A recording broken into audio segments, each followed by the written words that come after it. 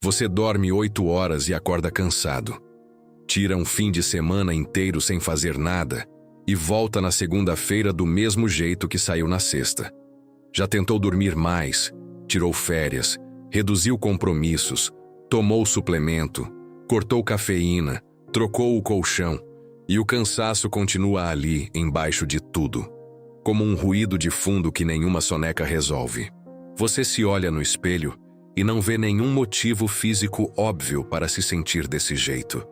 Isso só aumenta a sensação de que tem alguma coisa errada com você que nenhum exame consegue capturar.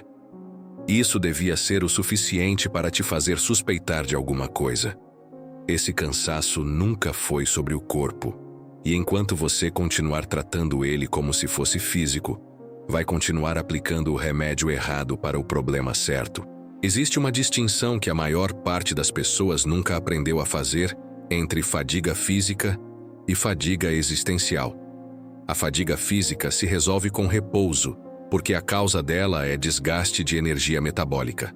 A fadiga existencial não se resolve com repouso, porque a causa dela não é falta de energia, é direção errada da energia que você já tem. Você pode estar gastando uma quantidade enorme de força todos os dias para sustentar uma versão de você que não é exatamente quem você é. E isso consome um tipo de combustível que o sono não recarrega, por mais horas que você durma ou por mais tempo que tire de folga. O psiquiatra Viktor Frankl descreveu algo que ele chamou de vazio existencial, um estado em que a pessoa continua funcionando, trabalhando, cumprindo obrigações, mas sem nenhum sentido organizando esse esforço. Frankl notou, em décadas de prática clínica, que esse vazio produz um tipo de exaustão mais profunda do que qualquer trabalho físico pesado, porque o ser humano não foi construído apenas para produzir. Foi construído para produzir em direção a algo que importa. Quando essa direção desaparece, a energia continua sendo gasta, só que sem rumo.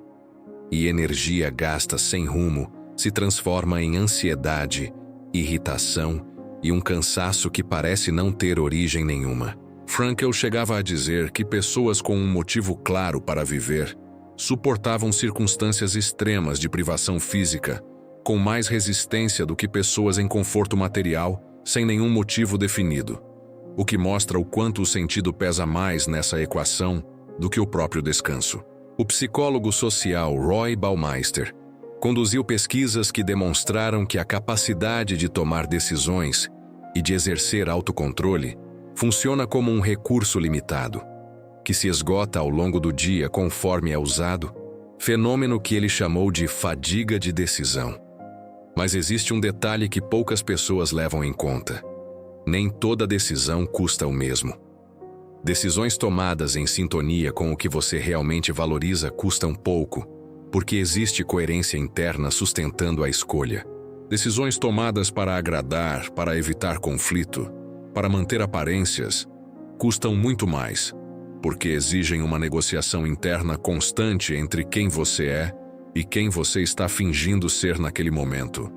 Se a maior parte das suas decisões do dia pertence à segunda categoria, você está pagando um imposto invisível em cada uma delas, e o saldo no final do dia é esse cansaço que ninguém sabe explicar. A socióloga Arlie Hochschild descreveu um fenômeno parecido em ambientes de trabalho que exigem o que ela chamou de atuação superficial. Quando uma pessoa precisa demonstrar emoções que não sente de verdade, sorrir quando está irritada, parecer entusiasmada quando está exausta, manter um tom amigável diante de tratamento injusto. Hochschild notou que esse tipo de trabalho emocional, mesmo sem nenhum esforço físico envolvido, gera um desgaste mensurável e cumulativo, porque exige da pessoa uma dissociação constante entre o que ela sente e o que ela expressa. Se você passa o dia inteiro fazendo esse tipo de atuação, em qualquer ambiente, profissional ou familiar, está realizando um trabalho invisível e não remunerado de gestão emocional que cansa exatamente como um turno extra que ninguém reconhece. O psicólogo Mihaly Csikszentmihalyi estudou o estado mental que chamou de fluxo. O momento em que uma pessoa está tão absorvida numa atividade alinhada com sua habilidade e seu interesse que perde a noção do tempo e, paradoxalmente, sai dessa atividade com mais energia do que entrou, mesmo depois de horas de esforço intenso. Isso contraria a lógica simples de que esforço gasta energia. O fluxo gasta esforço e devolve energia, porque a atividade está alinhada com quem a pessoa é. O oposto do fluxo não é o descanso. É o trabalho desalinhado. Aquele que drena energia mesmo quando exige pouco esforço físico. Exatamente porque cada minuto dele é gasto numa direção que não é a sua. O psicólogo Carl Rogers, décadas antes, já descrevia algo parecido quando falava de congruência. O grau de alinhamento entre a experiência interna de uma pessoa e a forma como ela se comporta no mundo. Para Rogers, incongruência crônica entre quem você é por dentro e quem você precisa parecer ser por fora não era apenas desconfortável. Era uma fonte contínua de tensão psicológica que, mantida por tempo suficiente, se manifestava como exaustão, ansiedade e até sintomas físicos. Quanto maior a distância entre a pessoa real e a pessoa apresentada, maior o gasto de energia necessário para manter essa distância invisível aos olhos dos outros, dia após dia, sem nenhuma pausa verdadeira. Carl Jung chamou de persona a máscara social que cada pessoa constrói para se adequar às expectativas do ambiente em que vive.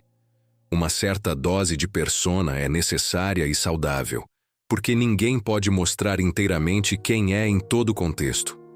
O problema aparece quando a persona deixa de ser uma ferramenta usada deliberadamente e se torna a identidade permanente, quando a pessoa esquece onde termina a máscara e começa quem ela realmente é. Manter uma persona dessa forma, em tempo integral, sem nenhum espaço de vida onde a máscara possa descansar, é um dos jeitos mais eficientes de drenar energia psíquica que existem. E a fadiga que vem dessa fonte específica não responde a férias, porque você simplesmente leva a máscara para a praia junto com você.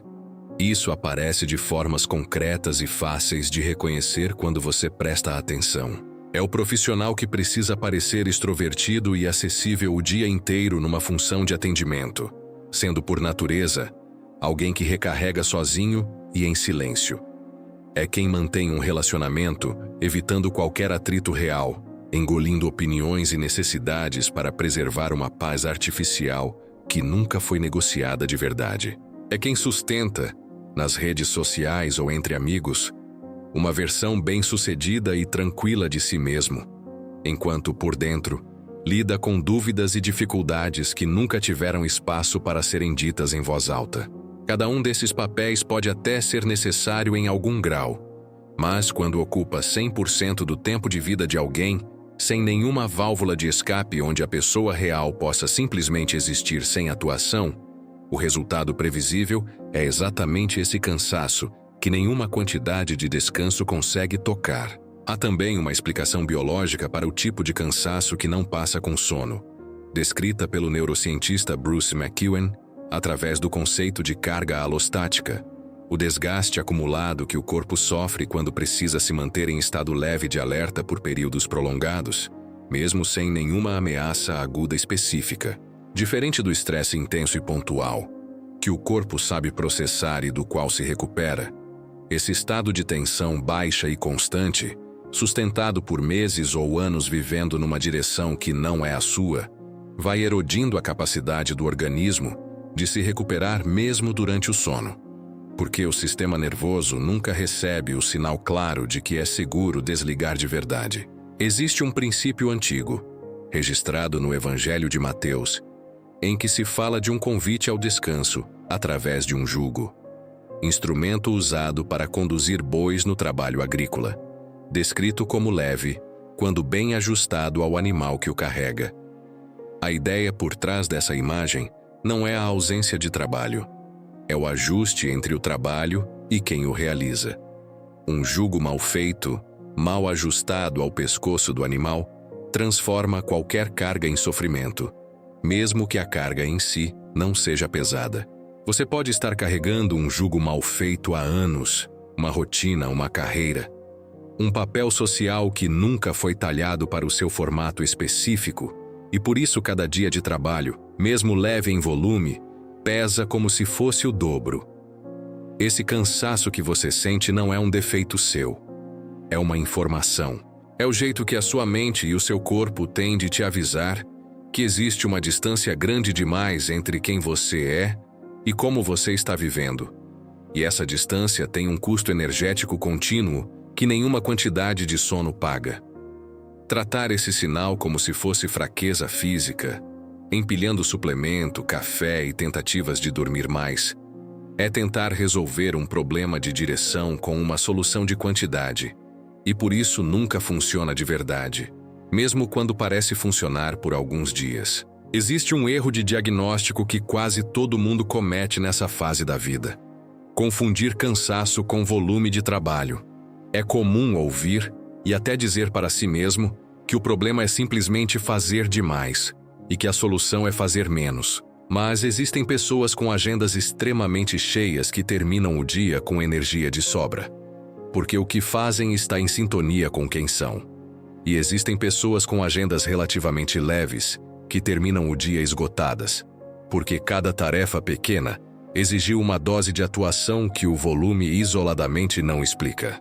Reduzir a quantidade de trabalho sem mudar a direção dele costuma trazer um alívio temporário e superficial, seguido do retorno do mesmo cansaço de fundo, porque a causa raiz nunca foi tocada.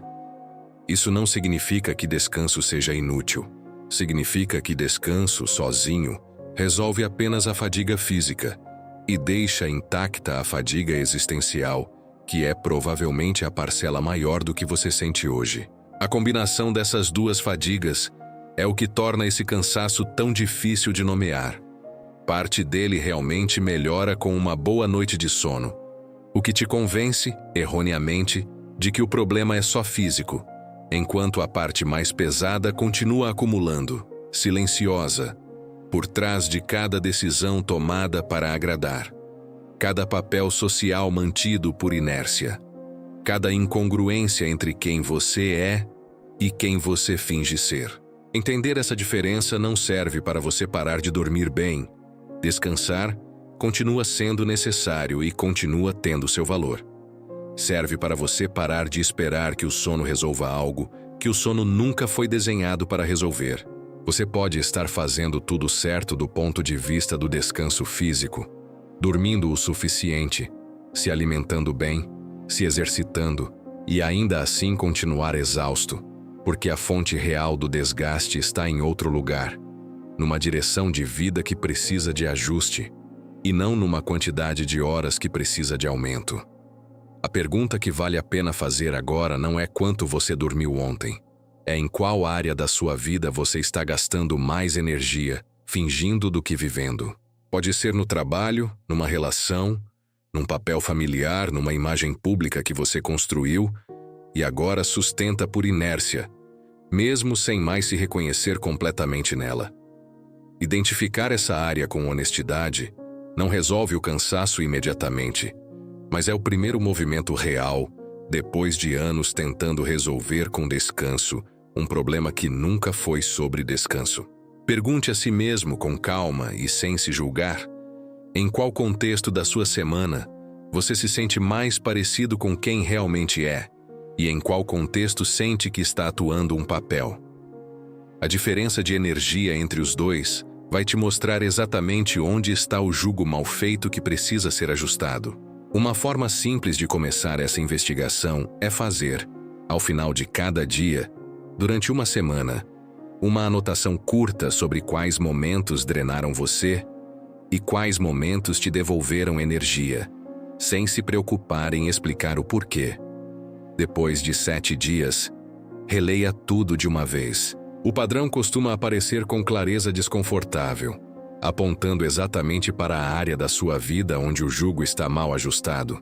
E é só a partir desse ponto, identificado com honestidade, que qualquer mudança real se torna possível. Escreve nos comentários qual área da sua vida está pesando mais do que devia, mesmo sem exigir esforço físico nenhum, e se inscreve no canal para a próxima etapa dessa reconstrução, porque identificar o jogo errado é só o começo do trabalho de trocar ele por um que realmente sirva para você.